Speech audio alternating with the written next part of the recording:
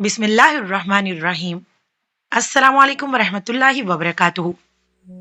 हजरत अबू जर गफ्फारी रजी अल्लाह अन्हु अपने इस्लाम लाने का वाकया बयान करते हुए फरमाते हैं, आ हजरत सल्लल्लाहु अलैहि वसल्लम पर वही आने से भी 3 साल पहले से मैं अल्लाह ताला के लिए नमाज पढ़ा करता था, और जिस तरफ अल्लाह ताला मेरा रुख कर देते मैं उसी तरफ चल पड़ता। उसी जमाने में हमें मालूम हुआ कि मक्का मुअज़्ज़मा में एक शख्स जाहिर हुआ है। उसका दावा है कि वो नबी है। ये सुनकर मैंने अपने भाई अनीस से कहा, तुम उस शख्स के पास जाओ, उससे बातचीत करो और आकर मुझे उस बातचीत के बारे में बताओ। चुनाचा अनीस ने नबी करीम सल्लल्लाहु अलैहि वसल्लम से मुलाकात की। जब वो वापस आए तो मैंने उनसे आप सल्लल्लाहु अलैहि वसल्लम के बारे में पूछा। उन्होंने बताया, अल्लाह की कसम, मैं एक ऐसे शख्स के पास से आ रहा हूँ जो अच्छाइयों का हुक्म देता है और बुराइयों से रोकता है। और एक रिवायत में है कि मैंने तुम्हें उसी शख्स के दीन पर पाया है। इसका दावा है कि उसे अल्लाह ने रसूल बनाकर भेजा है। मैंने उस शख्स को देखा कि वह नेकी और बुलंद इखलाक की तालीम देता है। मैंने पूछा, लोग इसके बारे में क्या कहते हैं? अनीस ने बताया, लोग उसके बारे में कहते हैं कि ये काहन और जादूगर है, मगर अल्लाह की कसम वो शख्स सच्चा है और वो लोग झूठे हैं। ये तमाम बातें सुनकर मैंने कहा, बस काफी है, मैं खुद जाकर उनसे मिलता हूँ। अनीस ने फौरन कहा, जरूर जाकर मिलो, मगर मक्का वालों से बचकर रहना। चुनाचा मैंने अपने मोजे पहने, लाठी हाथ में ली और रवाना हो गया। जब मैं मक्का पहुंचा तो मैंने लोगों के सामने ऐसा जाहिर किया जैसे मैं उस शख्स को जानता ही नहीं और उसके बारे में पूछना भी पसंद नहीं करता। मैं 1 माह तक मस्जिद हराम में ठहरा रहा। मेरे पास सिवाय जमजम के खाने को कुछ नहीं था। इसके बावजूद मैं जमजम की बरकत से मोटा हो गया। मेरे पेट की सिलवटें खत्म हो गईं। मुझे भूख का बिल्कुल एहसास नहीं होता था। एक रात जब हरम में कोई तवाफ करने वाला नहीं था, अल्लाह के रसूल के एक साथी अबू बकर रजी अल्लाह अन्हु के साथ वहां आए और बैतुल्लाह का तवाफ करने लगे। उसके बाद आपने और आप सल्लल्लाहु अलैहि वसल्लम के साथी ने नमाज पढ़ी।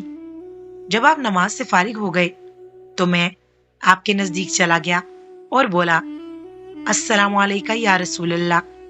मैं गवाही देता हूँ कि अल्लाह ताला के सिवा कोई इबादत के लायक नहीं, और ये कि मोहम्मद सल्लल्लाहु अलैहि वसल्लम अल्लाह के रसूल हैं।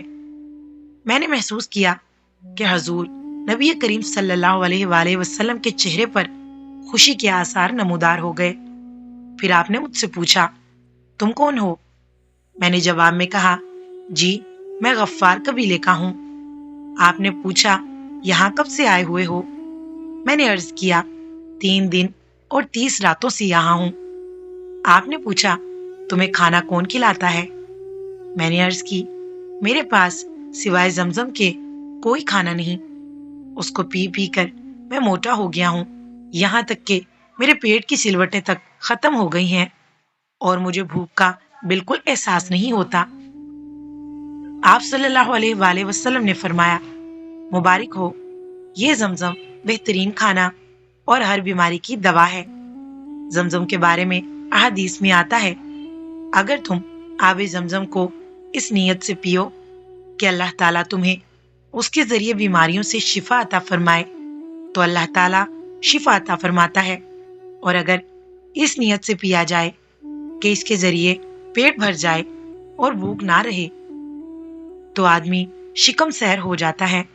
और अगर इस नीयत से पिया जाए कि प्यास का असर बाकी ना रहे, तो प्यास खत्म हो जाती है।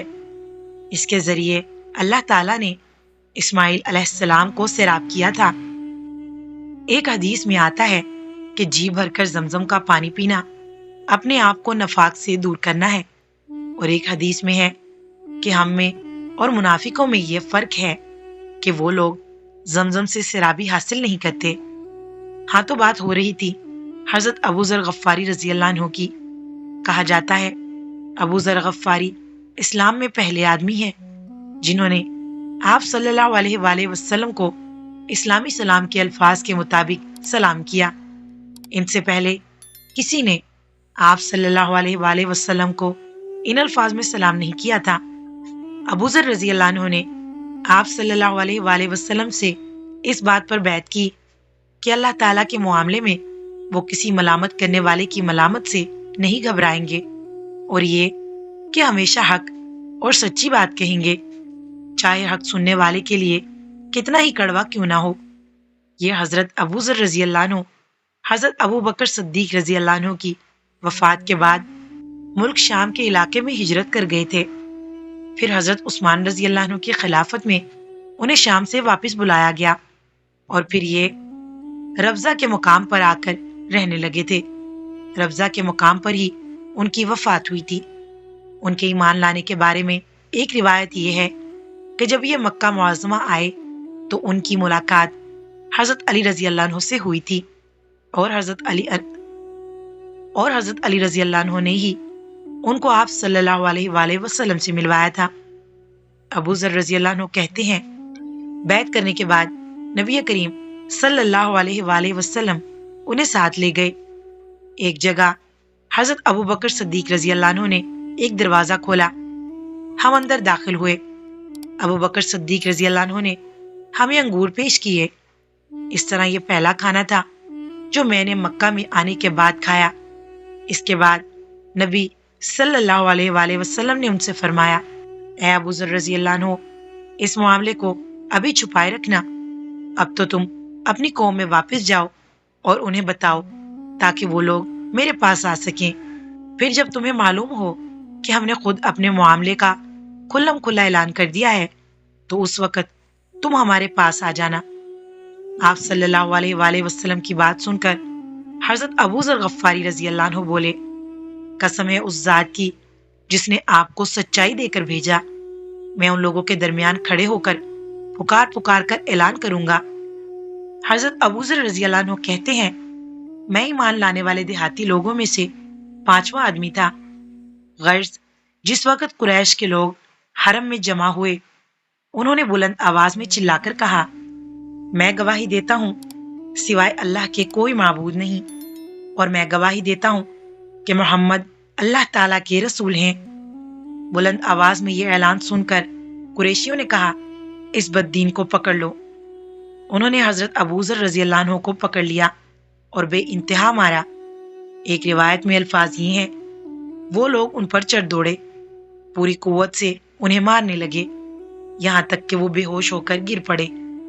اس وقت حضرت عباس رضی اللہ عنہ درمیان میں آ گئے، وہ ان پر جھک گئے اور قریشیوں سے کہا، تمہارا برا ہو، کیا تمہیں معلوم نہیں کہ یہ شخص قبیلہ غفار سے ہے؟ ان کا علاقہ تمہاری تجارت کا راستہ ہے۔ ان کے کہنے کا مطلب یہ تھا کہ قبیلہ غفار کے لوگ تمہارا راستہ بند کر دیں گے۔ اس پر ان لوگوں نے انہیں چھوڑ دیا۔ ابو ذر رضی اللہ عنہ فرماتے ہیں، اس کے بعد میں زمزم کے کنویں کے پاس آیا، اپنے بدن سے خون دھویا۔ اگلے دن میں نے پھر اعلان کیا، میں گواہی دیتا ہوں کہ اللہ کے سوا کوئی عبادت کے لائق نہیں، اور محمد صلی اللہ علیہ وآلہ وسلم اللہ کے رسول ہیں۔ انہوں نے پھر مجھے مارا۔ اس روز بھی حضرت عباس رضی اللہ عنہ ہی نے مجھے ان سے چھڑایا۔ پھر میں وہاں سے واپس ہوا اور اپنے بھائی انیس کے پاس آیا۔ دینی تعلیمات اور اسلامی واقعات کے لیے چینل کو سبسکرائب کر کے نوٹیفیکیشن آن کر دیں۔ ویڈیو کو صدقہ جاریہ سمجھ کر شیئر کرتے رہیں۔